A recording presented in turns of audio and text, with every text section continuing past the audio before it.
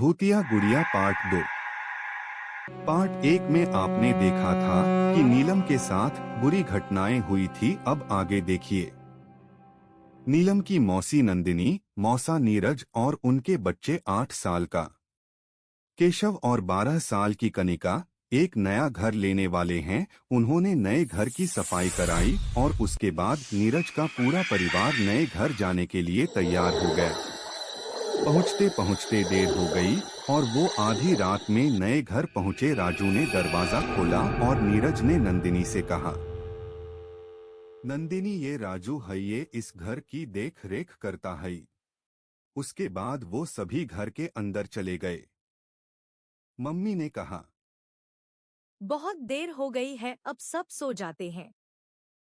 नीरज ने कहा, पहले मैं वॉशरूम से आता हूँ। जैसे ही नीरज वॉशरूम की तरफ बढ़ा, लाइट अपने आप बंद चालू होने लगी। पर नीरज ने इस बात को अनदेखा कर दिया। अगली सुबह राजू घर की सफाई में लग गया और मम्मी नाश्ता बनाने लगी। आज केशव और कनिका की छुट्टी थी।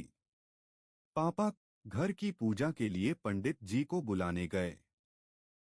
नंदिनी ने कहा, मैं थोड़ी देर में मार्केट से आती हूँ, तुम दोनों बच्चों का ध्यान रखना। जिस पर राजू ने ठीक है कहा। उसके बाद केशव और कनिका बाहर गार्डन में खेलने लगे। कनिका ने देखा पेड़ के पीछे से एक बच्ची उन्हें देख रही थी। केशव और कनिका उस बच्ची के पास गए और उन्होंने उस बच्ची से उसका नाम पूछा। आपका नाम क्या है? बच्ची ने कहा।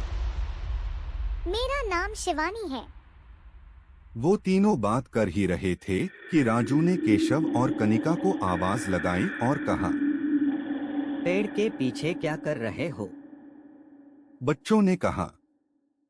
हम शिवानी से बात कर रहे हैं। राजू ने कहा, कौन शिवानी?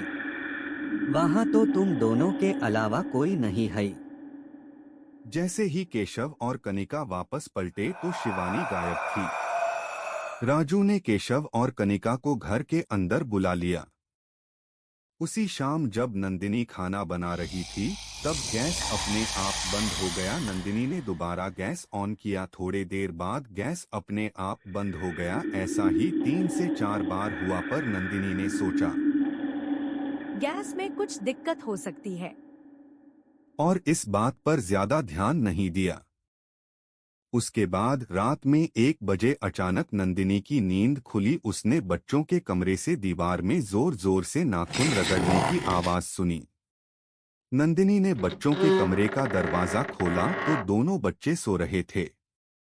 जैसे ही नंदिनी ने दरवाजा बंद किया, उसको दोबारा से वही आवाज और जोर जोर से आने लगी। उसने दरवाजा खोला तो सब ठीक था, बच्चे सो रहे थे। अब उसने जैसे ही दरवाजा बंद किया, आवाज और तेज हो गई। उसने तुरंत ही दरवाजा खोला तो देखा कनिका दीवार पर नाखून रगड़ रही थी। नंदिनी ने कनिका को आवाज लगाई कनिका, तो कनिका ने पलटकर कहा, चले जाओ यहाँ से। नंदिनी भागकर नीरज को बुलाने गई। जब दोनों बच्चों के कमरे में आए तो देखा दोनों बच्चे आराम से सो रहे थे। उस रात नीरज ने जैसे तैसे नंदिनी को समझाकर सुला दिया। अगली सुबह नंदिनी ने नीरज से कहा कि मुझे लगता है इस घर में कुछ न कुछ तो है। जब से हम लोग आए हैं, घर में अजीब अजीब घटनाएं हो रही हैं।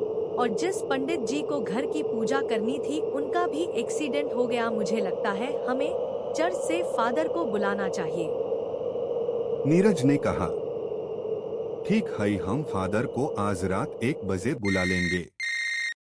नीरज ने फादर को बुलाया। जैसे ही रात के 1 बजे केशव और कनिका के कमरे से नाखून घिसने की आवाज आने लगी। फादर केशव और कनिका के कमरे में गए।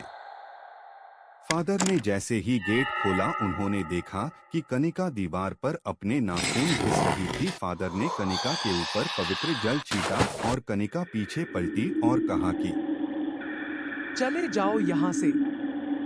तुम इस बच्ची का शरीर छोड़ दो। आत्मा ने कहा। मैं इस बच्ची को नहीं छोड़ूंगी। नंदिनी ने कहा। मेरी बच्ची ने किया क्या है? आत्मा ने कहा। तुम लोगों ने मुझे क्यों जलाया? उन्होंने कहा।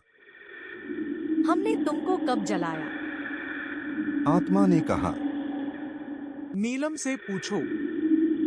नंदिनी ने जल्दी से अपनी बहन को फोन लगाया और नीलम कहा। से बात करनी है। नंदिनी ने कहा। नीलम बेटा, क्या तुमने एक गुड़िया को जलाया था? नीलम ने कहा। हाँ, याद आया, बहुत समय पहले मैंने एक गुड़िया को जलाया था। फादर ने कहा। यह लोग इस घर से चले जाएंगे पर तुम्हें इस बच्ची का शरीर छोड़ना पड़ेगा। आत्मा ने कहा। ठीक है। और आत्मा ने कनिका का शरीर छोड़ दिया। जैसे ही आत्मा ने कनिका को छोड़ा, फादर ने आत्मा को बॉल के अंदर कैद कर लिया और बॉल को म्यूजियम में रखवा दिया। Who who. You can share your horror story with us in comments.